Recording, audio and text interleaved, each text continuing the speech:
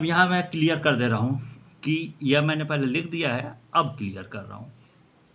यहाँ देखिएगा ध्यान से, पहले भी मैंने बताया ये जो बी स्क्वायर है ना, ये बी स्क्वायर के दो भाग हैं। कौन से भाग हैं? पहला भाग इक्वल टू है ना, तो इसके दो भाग हैं। किसके? बी स्क्वायर के। तो पहला भाग है आपका 3 और दूसरा भाग है एम स्क्वायर। तो इसी बात को प्रमेय 1 के अनुसार यहाँ पर क्लियर करना है। तो क्या है प्रमेय 1 में? क्या है कि कोई भी अभाज्य संख्या यदि किसी अन्य दूसरी संख्या जो वर्ग में है यदि उसे विभाजित करती है तो वह अभाज्य संख्या दूसरी संख्या यदि वह बिना वर्ग के भी हो तो उसे विभाजित करेगी।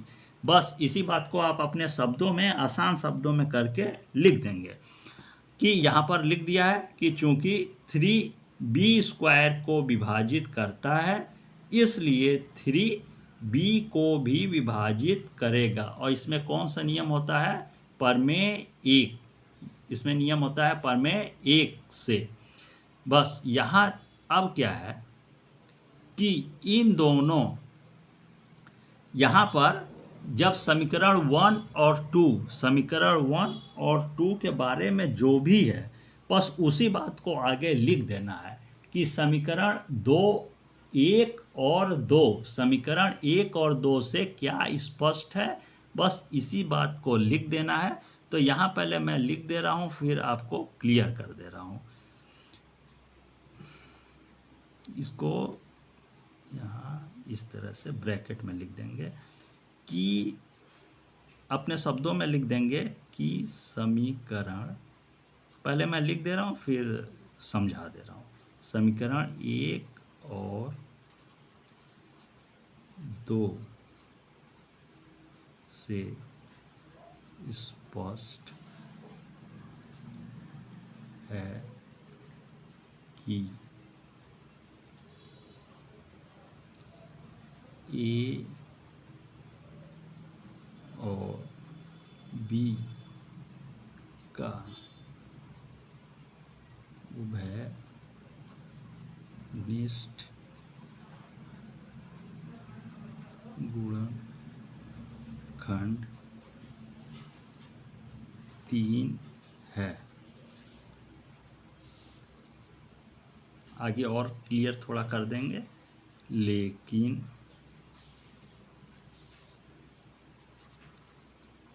इससे इस तथ्य का विरोध होता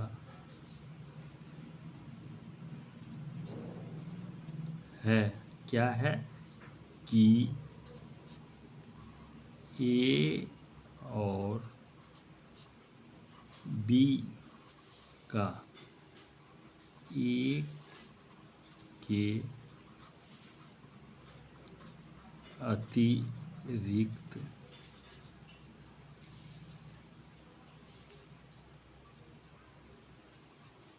अन्य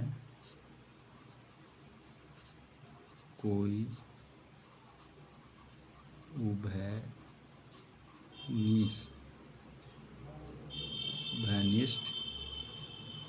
गुणनखंड नहीं है। अब यहाँ क्या है कि अब यहाँ क्लियर मैं कर दे रहा हूँ कि समीकरण 1 और 2, समीकरण यहाँ पर ये है यहाँ पर नीचे है ना कि ए में ए 3 से, ए किससे संबंधित यहाँ पर हुआ है? 3 से।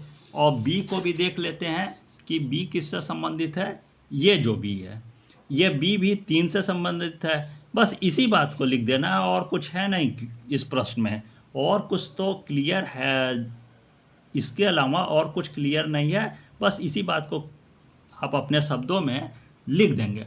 क्या है कि क्या लिखेंगे कि समीकरण 1 और 2, यहाँ मैं पूरा शो कर दे रहा हूँ आपको जहाँ तक लिखा है। हाँ, ये जो है इसी बात को आप अपने शब्दों में लिख देंगे कि बहुत ही सिंपल शब्दों में लिख देंगे कि समीकरण 1 और 2 से स्पष्ट है।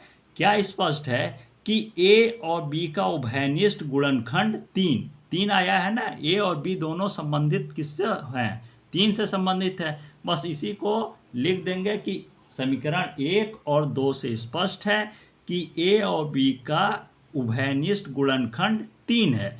जबकि होना क्या चाहिए था कि अगर परमेय संख्या के बारे में मैं बता रहा हूं कि दोनों में होना क्या चाहिए था कि उसका उभयनिष्ठ गुणनखंड 1 आना चाहिए। 1 के अलावा अन्य कोई उभयनिष्ठ गुणनखंड नहीं आना चाहिए। जबकि यहाँ उभयनिष्ठ गुणनखंड, यहाँ ऊपर जो है उभयनिष्ठ गुणनखंड 3 ही आया है, जबकि आना 1 चाहिए। तो उसी बात को लिख देंगे कि लेकिन इससे इस तथ्य का विरोध होता है कि ए और बी का 1 के अतिरिक्त अन्य कोई उभयनिष्ठ गुणनखंड नहीं है। मतलब जब यहाँ पर ए और वहाँ परमेय संख्या माना था ना, √3 परमेय संख्या है और उसके अनुसार उसे a/b के रूप में प्रदर्शित किया गया था, तो वह दोनों अभाज्य संख्याएं 1 से तो कट सकती थी, लेकिन अन्य किसी से तो नहीं कटना चाहिए था। तो बस उसी बात को लिखा गया है कि लेकिन इससे इस तथ्य का विरोध होता है कि ए और बी का 1 के अतिरिक्त अन्य कोई उभयनिष्ठ गुणनखंड नहीं है, जबकि 1 से सिर्फ कटना चाहिए था। जबकि क्या है अभाज्य, इसमें यह जो है उभयनिष्ठ गुणनखंड आया है, जबकि 3 आया है, जबकि आना चाहिए था 1। यदि 1 आता तो यह साबित हो जाता कि √3 एक अपरमेय संख्या की जगह यहाँ पर यदि 1 आता तो क्या साबित हो जाता कि √3 एक परमेय संख्या है। तो अतः यहाँ पर जो माना गया था वह क्या है, वह क्लियर नहीं होता है। अतः उसी बात को लिख देंगे कि अतः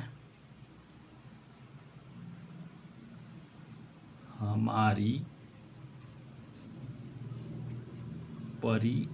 परिकल्पना गलत है जो माना गया था। और नीचे क्लियर हो जाएगा क्या सिद्ध हो गया, उसी बात को नीचे लिख देंगे। अतः √3 एक अपरिमेय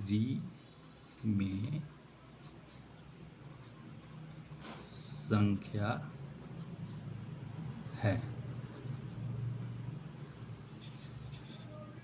हाँ, तो मैं बता रहा था यहाँ पे कि जो समीकरण 1 और 2 से जो क्लियर होगा ना, बस उसी बात को आप अपने शब्दों में लिख देंगे।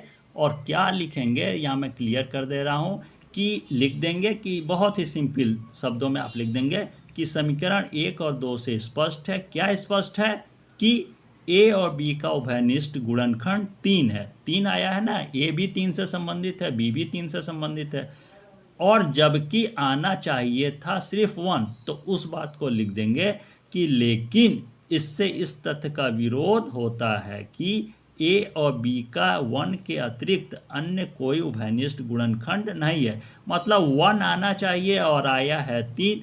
यदि 1 आता तो हो जाता परमेय संख्या, 1 आता तो क्या हो जाता, परमेय संख्या सिद्ध हो जाता। लेकिन परमेय संख्या सिद्ध नहीं हुआ है क्योंकि यह आया है 3। तो आगे क्या लिख देंगे, यही लिख देंगे कि अतः हमारी परिकल्पना गलत है। और कौन सी परिकल्पना किए थे कि √3 एक परमेय संख्या है। शुरू में जो हमने माना करके लिखा था कि माना कि √3 एक परमेय संख्या है, वह कोशिश किया गया था कि परमेय संख्या है कि नहीं, जबकि परमेय संख्या सिद्ध नहीं हुआ क्योंकि वहाँ पर आना चाहिए था 1, आ गया 3। इसलिए यह क्या सिद्ध हो गया कि यह अपरमेय संख्या ही है। अतः नीचे लिख देंगे आंसर कि अतः √3 एक अपरिमेय संख्या है। तो परिमेय संख्या कब होता है? यदि 1 आता, 3 आया है, इसलिए अपरिमेय संख्या सिद्ध हो गया है। तो उसी बात को लिख देंगे जो प्रश्न पूछा गया है कि अतः √3 एक अपरिमेय संख्या है, यही सिद्ध करना था। अब क्या है, इस क्वेश्चन को मैं शुरू से लेकर लास्ट तक धीरे धीरे वीडियो को आपको शो कर दे रहा हूँ, जिससे आप इसको लिख लेंगे, जिसे समझने में आपको आसानी हो। यह शुरू से है, प्रश्न यहाँ पर शुरू से है, मैं इसको धीरे धीरे आगे बढ़ा दे रहा हूँ, और आप वीडियो रोक कर भी इसको आप इस आंसर को, पूरा आंसर को अपनी कॉपी में, एक कॉपी में साफ साफ लिख लीजिएगा। यहाँ धीरे धीरे मैं इसको आगे बढ़ा दे रहा हूँ। ये आपका, ये हो गया आपका यहाँ तक, ठीक। अब इसके बाद नेक्स्ट जो है वो आपका ये है, यहाँ से नेक्स्ट जो शेष है वो यहाँ से है। इसको भी मैं धीरे धीरे वीडियो में शो कर दे रहा हूँ आगे बढ़ाकर। आप वीडियो रोक कर इसको नोट कर लीजिएगा। यहाँ पर इस तरह से ये यहाँ तक, ये। अब मैं यहाँ पर क्लास को क्लोज करता हूँ। धन्यवाद।